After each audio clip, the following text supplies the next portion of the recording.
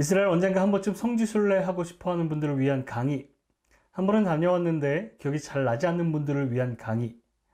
가지 않아도 유튜브로 함께 이스라엘을 여행하기 원하시는 분들을 위한 강의.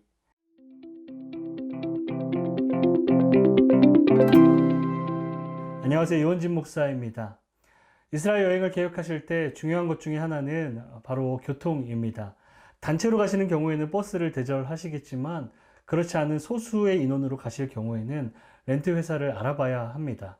특별히 렌트 회사를 알아볼 때 현지 선교사님 피셜에 의하면 사실 이스라엘 지역과 팔레스타인 지역을 넘나들 수 있는 렌트카 회사를 골라야 한다고 합니다.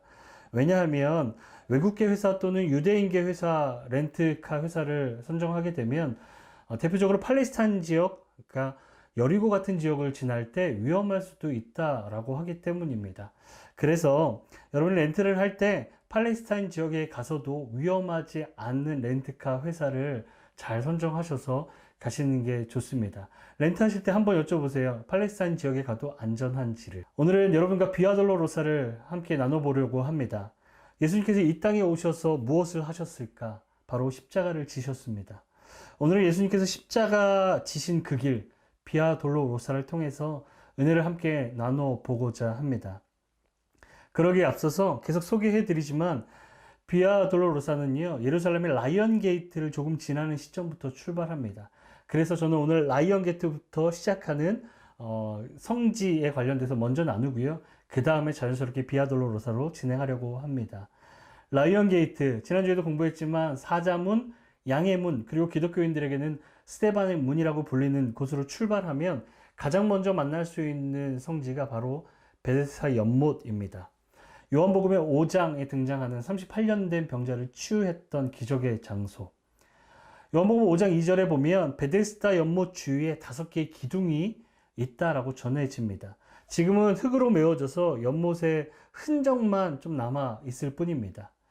연못에는요, 교회 흔적도 있고 또 지금까지의 중세시대 교회 건물의 유적도 확인해 볼 수 있습니다. 시간이 점차 지나면서 지반이 낮은 곳부터 계속해서 시간이 지나면서 지반이 높은 곳까지 시간의 흐름상으로 여러분이 판단해 볼 수 있습니다. 그리고 베데스다 연못 바로 옆에는 성 안나 교회가 위치해 있습니다. 다소 생소한 교회입니다. 기독교보다는 카톨릭 전통을 가진 교회로 여겨집니다. 이곳은 성모 마리아의 어머니인 성 안나를 기념하기 위해서 비잔틴 시대에 AD 400년경에 지어졌습니다. 교회 중에서도 다소 오래된 교회로 인정이 됩니다. 숱한 전쟁의 역사 속에서 파괴되고 재건되고를 반복하다가 1192년에 살라딘이 이곳을 이슬람 신학교로 만들기도 했습니다. 1856년에 오스만 터키가 크림 전쟁 당시에 프랑스 원조에 대한 감사의 표시로 이곳을 프랑스에게 내주었습니다. 그리고 프랑스 관할 하에 이곳이 계속 운영되어졌었습니다. 성 안나교회는 예루살렘에 있는 교회 중에서도 공명이 잘 되기로 소문난 교회입니다. 그래서 성지순례로 오는 많은 성지순례객들이 이곳에서 꼭 모여서 독창을 하거나 합창을 하거나 노래를 합니다. 아마 여러분도 이곳에 가셔서 찬양하시면 내 실력이 이 정도야 할 정도로 상당히 공명이 잘 됩니다. 꼭 가셔서 그 은혜를 누리시기 바랍니다.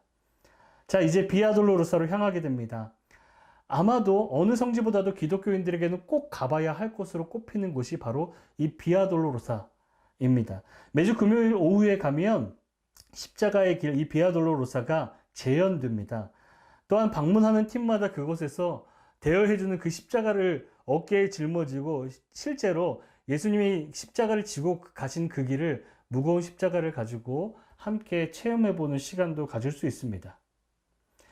예수님께서 빌라도에게 사형 언도를 받으신 지점부터 십자가를 지고 오르신 골고다 언덕까지 비아돌로로사 길, 예수님의 고난의 길이라는 뜻을 가지고 있는 이곳은 1지점부터 14지점까지 위치하고 있습니다. 예수님의 고난을 기념하는 교회들이 각각의 지점마다 세워져 있습니다. 간략하게 1지점부터 9지점까지는 길을 따라 나 있는 장소입니다. 그리고 10지점부터 14지점까지는 성묘교회 안에 위치해 있습니다. 사실 비아돌로사 길은요, 시대마다 조금씩 가는 루트나 길들이 다르게 해석되어 왔습니다. 현재 루트는 십자군 시대부터 19세기에 확정되었다라고 합니다. 이제 자세하게 1지점부터 여러분하고 함께 투어를 해보고자 합니다. 제1지점, 1지점은 정확하게 팻말을 보긴 힘들었던 것 같습니다. 1지점은 예수님에게 사형 선고를 내렸던 빌라도의 법정입니다. 여기서부터 십자가 행렬이 시작됩니다. 19세기까지는 무슬림 정부 재판장으로 쓰이기도 했습니다. 현재는 아랍인 학교로 이용되고 있다고 합니다. 갈 때마다 저는 1지점을 정확히 들어가 보진 못했습니다. 그냥 그랬다더라, 아랍인 학교라더라 라는 이야기만 들었을 뿐입니다. 마태복음 27장 26절, 그러자 빌라도는 바라바를 놓아주고 예수는 채찍질한 뒤 십자가에 못 박도록 넘겨 주었습니다. 이 지점은요, 1지점 맞은편에 위치해 있습니다. 두 개의 교회로 이루어져 있는데요. 이 지점에 들어서면 왼쪽은 선고교회입니다. 사형 선고를 받으시는 예수님과 슬픔에 잠긴 마리아, 그리고 요한이 조각되어 있습니다. 이 지점 오른쪽은요, 채찍교회 또는 채찍질교회로 제가 소개해 드렸습니다. 사형 선고를 받고 로마 군인들에 의해서 조롱당하신 장소. 바라바를 놓아주라! 라고 말하는 군중들에 의해서 바라바가 풀려나며 기뻐하는 모습과 채찍질을 당하시는 예수님, 그 교회에 스테인드 글라스로 잘 그려져 있습니다. 이 지점을 나와서 3지점으로 가면서 시온의 자매 수도원 에케호모 처치가 있습니다. 고고학적으로 예수님이 지나신 옛길의 모습이 있던 곳으로 세워진 교회입니다. 성경적으로는 확인할 수 없지만 무심코 지나더라도 생뚱맞은 갑자기 아치가 등장한다, 그러면 그곳이 바로 시온의 자매 수도원임을 여러분이 기억하셨으면 좋겠습니다. 그리고 그곳을 지나면 제3지점이 나옵니다. 제3지점은 예수님께서 십자가를 지고 처음으로 쓰러지신 곳입니다. 십자가의 길의 모습을 대표적으로 보여주는 조각상이 그려져 있습니다. 3지점의 팻말의 바로 옆에 교회, 아르메니안 교회의 모습 글씨가 있는데요. 그 밑에 바로 예수님이 십자가를 지시고 쓰러지는 모습이 조각되어 있습니다. 그리고 거의 같은 곳에 4지점이 있습니다. 이 4지점은요, 예수께서 그의 어머니를 보고 잠시 멈췄다라고 해서 전해지는 곳입니다. 이곳은 무슬림 섹터임에도 불구하고 역시 이 교회는 아르메니아 교회가 관리하고 있습니다. 이 교회 지하에 신발 자국이 있습니다. 한 켤레 신발 자국이 있는데 마리아가 예수님을 서서 바라봤던 곳이다 라고 지정을 해놓고 그려진 장소입니다. 제5지점, 예수님께서 십자가를 지고 가실 때 시몬이라고 하는 구레네 사람이 대신 십자가를 진 곳으로 알려져 있습니다. 누가복음 23장 26절, 그들이 예수를 끌고 가다가 시골에서 올라오고 있던 구레네 사람 시몬을 붙잡아 십자가를 대신 지게 하고 예수를 뒤따라가게 했습니다. 여러분, 이 5지점의 특징은요, 교회 문 오른쪽에 움푹 패인 곳이 있는데 예수님께서 몸을 의지하기 위해서 손바닥을 대셨던 장소입니다. 그래서 많은 성지순례객들이 꼭 이곳에 가면 다 손바닥을 이렇게 대보고 사진을 꼭 찍기도 합니다. 여러분도 가시면 반드시 손바닥을 대볼 수밖에 없습니다. 그러니까 그곳에 하도 많이 사람들이 만져갖고 잘 반질반질하게 펴여져 있어요. 제6지점, 여인들이 울며 따르던 지점으로 알려져 있습니다. 성경에는 나오지 않지만 십자가 지신 예수님을 보기 위해서 거기에 서 있던 여인 중에 한 명, 베로니카라고 하는 여인이 예수님께 손수건을 건넨 장소라고 알려져 있습니다. 이 손수건은 예수님이 자신의 땀을 닦았는지 아니면 여인이 직접 닦아줬는지 의견이 분분합니다. 그러나 이곳에 가면 팻말에 여인이 예수님의 얼굴을 닦아주었다라고 이야기하는 팻말이 있습니다. 어땠을지라도 그 손수건으로 예수님을 닦아줬든 예수님 직접 닦으셨든 상관없이 그 손수건에 예수님의 얼굴의 모습이 나타났다라고 하는 이야기도 전해져 내려옵니다. 재미있죠? 이렇게 얼굴을 한번 닦으니까 예수님의 그림이 딱 있던 거. 이번엔 7지점입니다. 예수님께서 이 7지점은 특별한 해석은 없지만 두 번째로 쓰러지신 지점입니다. 첫 번째로 쓰러지신 지점이 3지점이었고 두 번째가 7지점입니다. 그리고 8지점이 나타납니다. 예루살렘 딸들에게 말씀하시는 지점입니다. 예수님께서 누가복음 23장 28절에 이렇게 나타납니다. 예수께서 뒤돌아서 여자들에게 말씀하셨습니다. 예루살렘의 딸들아, 나로 인해 울지 말고 너희 자신과 너희 자녀들을 위해 울라. 이곳의 특징은요, 왼쪽 벽에 라틴어로 ICXC, 니카라고 쓰여진 십자가 모양이 새겨진 돌을 확인할 수 있습니다. 그러니까 ICXC는 아마도 예수 크리스토스라는 뜻을 가지고 있는 거로 기억하고요.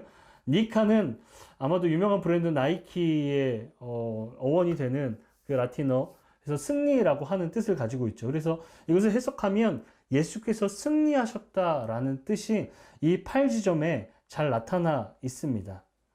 예수님께서 십자가를 지셨다라고 하는 장면, 그리고 이곳에서 예루살렘 딸들에게 너희 자녀들을 위해, 나 위에 울지 말고 너희 자녀들을 위해 울라라고 하신 그 지점에 굳이 예수님께서 승리하셨다라고 하는 장면이 어떤 연관성이 있을까요? 아마도 이 십자가의 길은요, 패배와 절망의 길이 아니라 예수님께서 승리하신 하나님 말씀의 순종함으로 인류를 구원해내는 승리의 길이었기 때문에 그것이 써져 있고 기념한 것 아닌가라는 생각이 듭니다. 그 다음으로 제 9지점입니다. 복잡한 골목시장을 지나서 돌계단으로 오르면 콥틱 교회 간판이 보이고요. 9지점이라는 팻말이 라틴어로 써 있습니다. 이곳은 예수님께서 세 번째로 쓰러지신 지점입니다. 3지점, 7지점, 9지점이 예수님께서 쓰러지신 지점으로 기억하고 있습니다. 그러고 나서 이제부터 소개해드릴 지점은요, 10지점부터 14지점입니다. 이 10지점부터 14지점, 무려 5지점은요, 모두 성묘교회 안에 있습니다. 사실 번역하기 나름이지만, 저는 갔을 때 성묘교회라고 그렇게 들었었고요. 책자들에 보면 거룩한 무덤교회, 무덤교회라고 부르기도 합니다. 매년 부활절에 예수님의 빈 무덤을 보기 위해서 부활절 전에 많은 사람들이 이곳을 찾는다고 합니다. 이 성묘교회를 소개해드리자면 이 교회는 십자군 시대에 지어진 교회로 알고 있습니다. 그리고 나서 AD 4세기에 콘스탄티누스 황제와 어머니 헬레나가 처음으로 이곳에 교회를 세웠고, 지금은 많은 숱한 세월을 걸쳐서 더 증축되어 있는 모습으로 이 교회의 모습이 남아 있습니다. 교회 안에는 예배실들이 많이 있습니다. 각 예배실마다 라틴 교회, 아르메니아 교회, 그리스 정교회 등 주요 교회와 부분마다 콥틱 교회, 시리아 정교회, 에티오피아 교회 소유로 관리되어지고 있습니다. 요 관련된 이야기들은 마지막에 한 번 더 나눠드릴게요. 다시 10지점부터 설명하자면 10지점은 예수님의 옷을 로마 군인들이 벗긴 곳입니다. 그리고 예수님의 옷을 어떻게 했죠? 그들이 제비를 뽑아 나누어 가진 곳으로 알려져 있습니다. 요한복음 19장 23절, 군인들은 예수를 십자가에 못 박고 예수의 옷을 넷으로 나눠 각각 하나씩 갖고는 속옷까지 가져갔습니다. 이 속옷은 이음새 없이 위에서 아래까지 통으로 짠 것이었습니다. 이곳 예배당의 모자이크에는 하나님께서 독생자 예수 그리스도를 우리에게 주시듯 아브라함이 이삭을 바치는 장면이 잘 그림으로 잠겨져 있습니다. 기억하실 수 있겠지만 패션 오브 크라이스트 보면 예수님께서 로마 군인들에 의해서 채찍질 당하고 그 다음에 그 옷을 빼앗아서 서로 나누어 가지는 장면들. 그 다음으로 11지점입니다. 역시 성묘교회 안에 위치해 있습니다.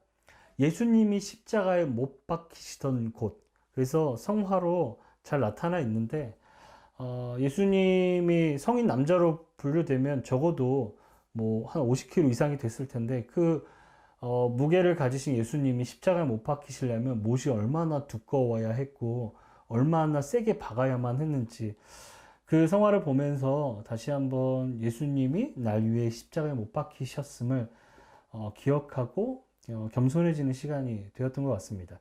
제 12지점입니다. 예수님이 십자가에 달리셨던 장소, 이제 못 박히셨으니까 십자가에 달리게 됩니다.